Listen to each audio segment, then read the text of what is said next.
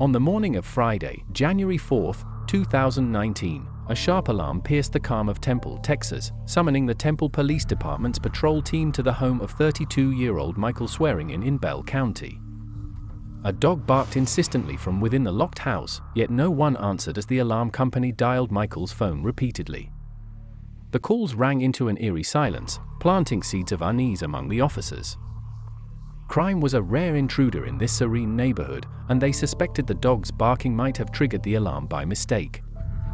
The company tried reaching Michael, the designated keyholder, but every attempt failed. With no response, they contacted his emergency contact, his mother, Debbie. Debbie rushed to her son's home, her heart pounding wildly in her chest. Michael did not pick up the phone, did not come to the door, and his car was missing from the driveway. Panic gripped her as she circled the house, peering through windows, calling his name in desperation. "Where is my boy?" she wondered, her voice breaking. Michael was not the kind to disappear without a word.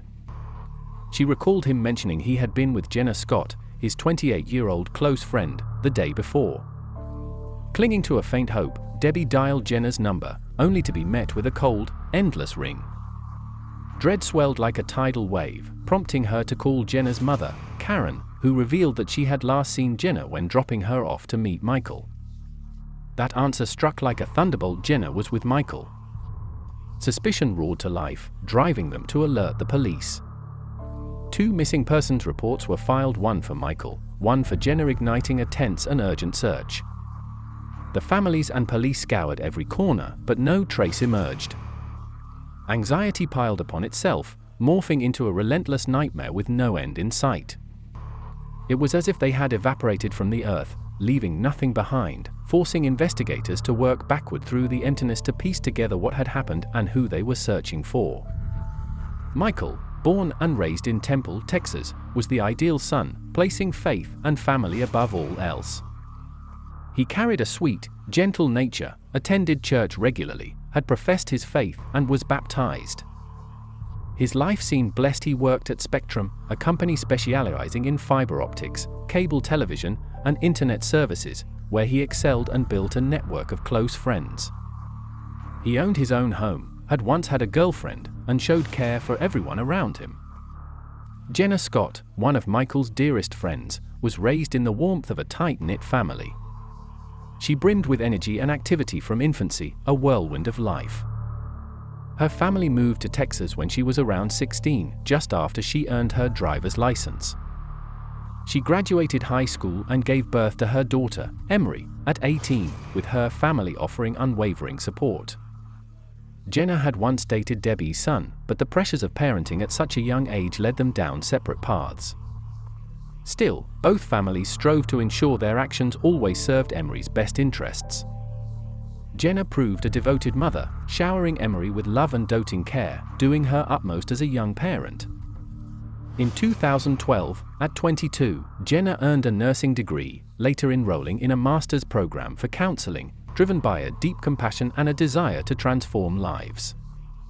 Michael met her during her nursing school days through a mutual friend. Jenna was bright yet tender-hearted, a quality that mirrored Michael's own gentleness and drew them close. He became her protector, a steadfast presence, and their friendship deepened into something unbreakable. Debbie often suggested Jenna date Michael Swearingin, but she brushed it off with a smile, insisting he was her best friend, a bond too precious to shift. They were like 2 peas in a pod, as close as brother and sister, their lives intertwined in harmony. But by January 4, 2019, after 24 hours with no sign, no note, no message explaining their whereabouts, the police sensed a dark shadow creeping in. This was entirely out of character for them, plunging their families into a state of utter distress. That night, a call sliced through the darkness. Officers reported that Michael's car had been located in Austin, recovered by the Austin Police Department. The discovery stunned everyone. Michael would never go to Austin, it was not his kind of place, and the family doubted either of them even knew that area well. When the car was found, the police snapped to full alert, the air thick with the promise of danger. authorities searched the abandoned vehicle, uncovering a chilling truth: it had been meticulously wiped down, the sharp stench of bleach and hydrogen peroxide hanging heavy, a sign of something sinister scrubbed away. At that moment, certainty struck. Michael and Jenna were in grave peril. The search surged forward with suffocating urgency, and ahead lay a grim unveiling. A toxic relationship began to surface, tied to a moment of panic when Jenna frantically tried to call 911, her warning that her blood would stain someone's hands ringing in the air. Soon, an interview would lay bare a deadly plot, shattering trust in a man once deemed utterly safe, leaving all reeling, unable to comprehend the horror unfolding before them.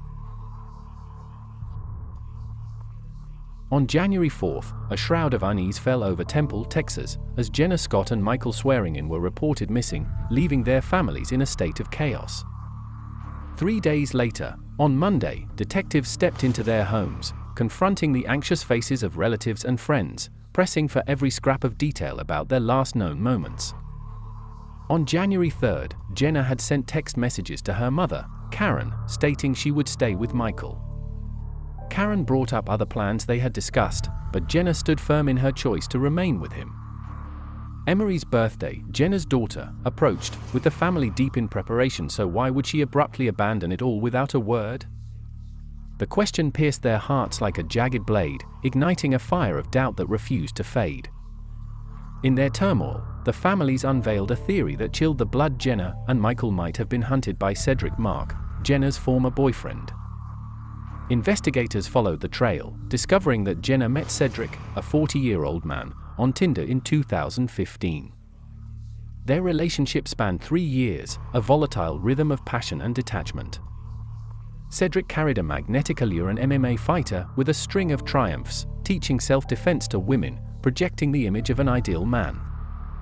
As a single father, he earned admiration by bringing his children to Jenna's home, sharing meals and moments, weaving himself and his kids into the fabric of her family's trust.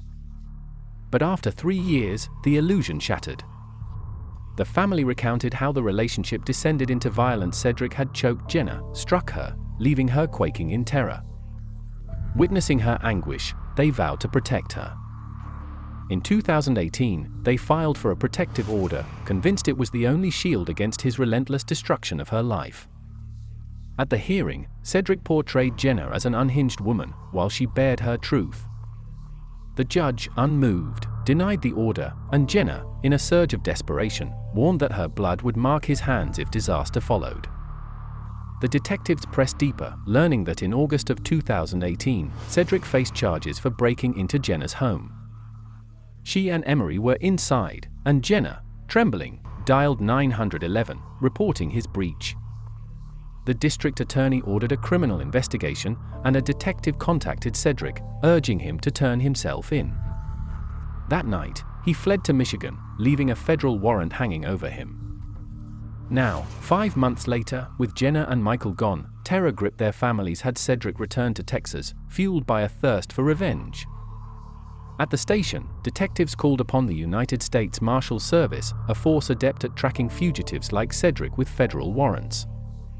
The next day, a call rang out like thunder. Cedric Marks was in custody in Michigan.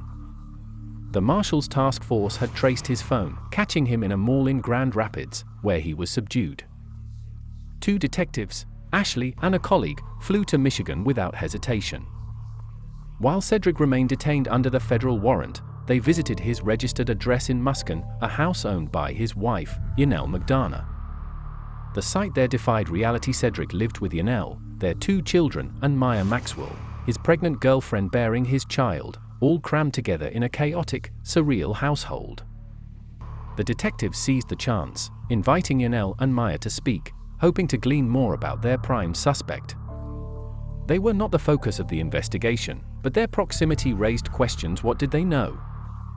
Yanel agreed, her mind a storm of conflict, striving to shield herself, her sons, and even Cedric, still blind to the full scope of what the police understood. In separate rooms, Corey questioned Yanel while another detective sat with Maya. The tension thickened as Maya mentioned Jenna and Michael's disappearance, her eyes betraying a flicker of awareness.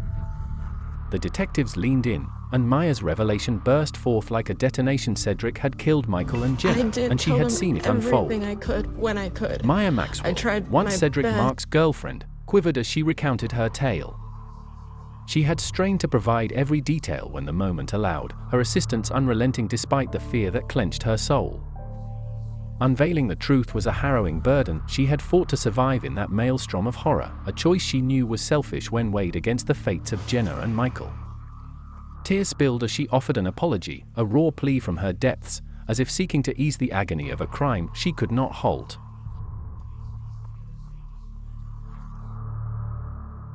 A shroud of horror descended upon Temple, Texas, as authorities learned that Cedric Marks was the architect of the disappearance and murders of his ex-girlfriend, Jenna Scott, and her friend, Michael Swearingin. Maya Maxwell, Cedric's girlfriend, stood as a living witness. She confessed to being there, entangled in the ghastly events, and the burden fell heavily on the detectives to unearth the truth from her. A female investigator drew near, cultivating trust, inquiring about the first time Maya met Cedric and how their fateful connection began. In 2016, Maya, at 24 years old, uprooted her life to move to Texas. She signed up for plenty of fish, and there she crossed paths with Cedric Marks. He echoed her quirks: goofy, peculiar, and humorous, with a carefree demeanor that cast him as an ideal man. She was aware of his life as a fighter, yet he reassured her that violence remained confined to the ring. Cedric seemed a safe harbor, pulling her into a whirlwind of emotion she could not escape. Born in Tulsa, Oklahoma, Cedric had found his calling in martial arts after enduring 6 years in prison for aggravated burglary at 17. MMA became his salvation, fueling a sense of strength, redefining his existence after years cloaked in darkness. In 2002, Cedric met Janelle McDonough in Washington, before the pair journeyed to Texas. Their bond took root in the Navy, sparked during basic training, where he appeared kind and forged a lasting friendship. By October of 2003, they wed, a union far from ordinary, as Janelle's identity as a gay woman shaped an open relationship between them. She yearned for a child, and Cedric granted her wish, giving her a baby. In exchange, Janelle accepted his relationships with other women over the years, including Maya Maxwell. She viewed their marriage as a profound friendship, despite the legal bond, a strange yet mutual arrangement. Cedric invited Maya to live with him, and she agreed.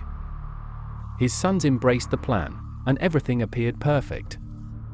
But just days before the move, he announced an abrupt shift to Michigan for work, insisting she come along. Maya consented, though it meant abandoning her former life. She believed their connection was exclusive, yet suspicion gnawed at her. His infrequent contact, the lack of video calls, left her isolated amid the upheaval. Then she discovered she was pregnant with his son, shaking an already fragile bond. Confronting him, Cedric revealed details of his past with Jenna Scott. They clashed fiercely, but he calmed her, explaining a warrant in Texas stemmed from Jenna's false claims of him appearing at her home, claims he denied. He labeled Jenna as deranged, a destroyer of his life who refused to relent, the reason for his frantic flight to Michigan. Maya believed him, even traveling back to Texas in 2018 for Jenna's protective order hearing. The judge denied the order, and as Jenna passed by, she insulted Maya as disgusting, met with a sharp rebuttal in kind. Maya could not comprehend why Jenna clung to Cedric until she reeled in shock upon learning he broke into Jenna's house a month later. On January 2nd, Maya thought the plan was to take Cedric to Texas for him to surrender, then return to Michigan swiftly. But on the evening of January 3rd, he led her to a residential address in Temple. She described the house, and the detective displayed Michael Swearingin's GPS location. She confirmed it was the same. Cedric claimed he wanted to meet a friend, directing her to Walmart to buy food and pick up large black trash bags. Maya followed his instructions, purchasing the bags before driving to a friend's house, where they stayed while the friend was away for the week. Dread built until the garage door rattled open, signaling the nightmare's dawn. Cedric entered with Jenna, her hands shackled in cuffs. He locked her in a bathroom, then returned to the garage, bringing in Michael Swearingin, also bound. Maya had never met or heard of Michael. Cedric confined him to another bathroom, and a suffocating tension engulfed the space. Then he turned to Michael, beginning to strangle him. Maya begged him to stop, but her body turned to stone, unable to move. He glanced back, commanding her icily to look away. Minutes of terror passed before he finished, leaving Michael slumped lifeless in the bathtub. Maya sat frozen, her mind spiraling, unable to fathom the scene before her. Cedric moved to Jenna, dragging her from the bathroom, forcing her to see Michael's body, blaming her for the carnage. The two women locked eyes in silent dread, no words passing between them. He hauled Jenna back to the other bathroom, asking if she was ready. The same choking, desperate sounds erupted, shredding the stillness. Maya could not speak out soon after. Trapped in fear and guilt, she had borne witness to a slaughter she was powerless to prevent. After Maya Maxwell's chilling confession, authorities bore down on her, demanding more details about the resting place of 28-year-old Jenna Scott and 32-year-old Michael Swearingin's remains.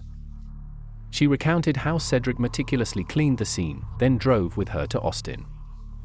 There, with the bodies still stowed in the car, they entered Walmart to purchase a shovel, biding time until Cedric pinpointed the perfect spot to bury their gruesome secret. Jenna, encased in garbage bags, lay just behind Maya, while Michael, similarly bagged, was crammed into the rearmost part of the vehicle. Then Maya steered through the dark night to Oklahoma, a silent dread gnawing at her core. Upon arrival, deep into the night, Cedric set to work digging a pit near a site tied to his family reunion gatherings. Maya, though reluctant, assisted him, ensnared in a nightmare with no escape. He warned her that any attempt to flee would fail. He knew the terrain better, moved faster, a trained fighter against her, a pregnant woman who had never known combat, trembling in terror. Cedric guided her through the task, explaining that he did not want relationships to end this way, but Jenna and Michael were vile people who hurt others, leaving him no choice but to eliminate them. Maya had once despised Jenna, yet that enmity evaporated when she saw Cedric murder them both, plunging her into a state of shock. The murders, as detectives pieced together, stemmed from Jenna's threat to send Cedric to prison for years, a fate he could not bend to his will. To evade that destiny, he extinguished the danger by snuffing out their lives. With Maya's aid, the police pinpointed the burial site. They reached Oklahoma, a vast expanse of pastures dotted with cattle. Stepping onto the property, they found exactly what she described: tire tracks etched into the earth. Anthropologists were summoned for the recovery, confirming the body's presence based on soil discoloration and settlement patterns, unveiling a grim truth. Discovering Jenna and Michael in Oklahoma tore away a piece of the detectives' souls. Seeing them in that shallow grave stole something irreplaceable, leaving a part of them dead forever. The families received the call, erupting in sobs of despair, lost for what to do in the face of such agony.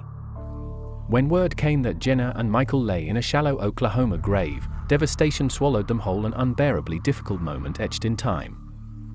The medical examiner ruled Michael Swearingin died by strangulation, aligning with Maya's account, but Cedric's brutality with Jenna ran deeper. He strangled her, taped her neck with duct tape, and battered her, inflicting organ damage.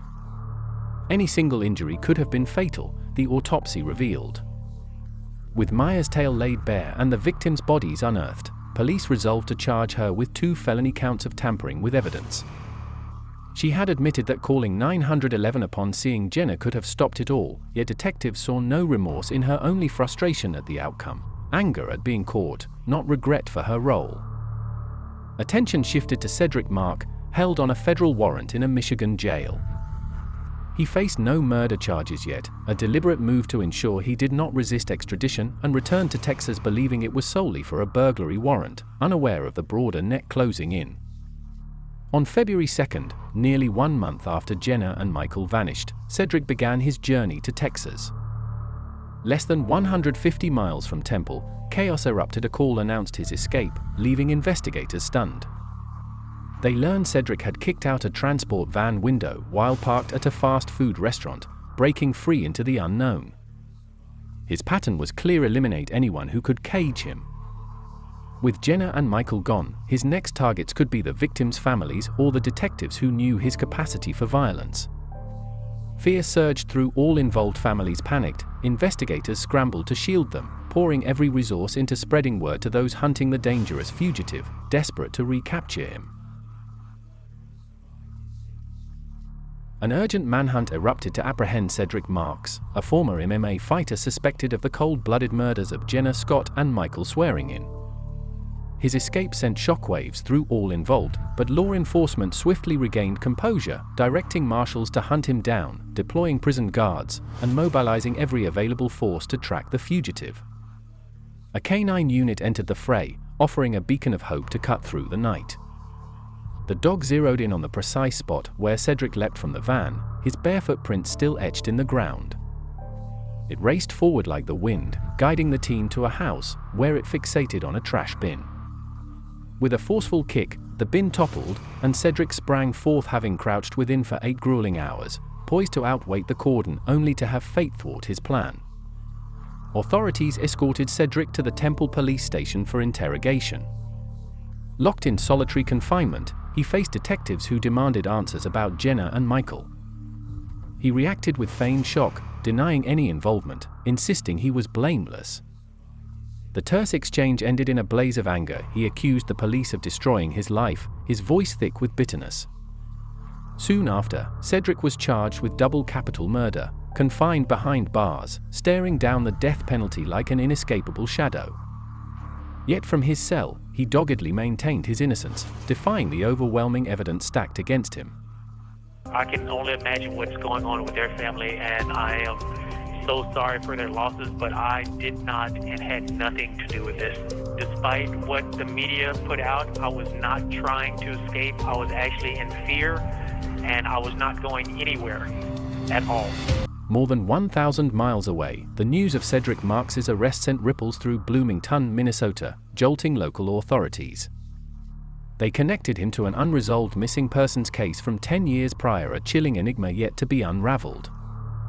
In October of 2008, April Pease had filed for a protective order against Cedric before vanishing without a trace.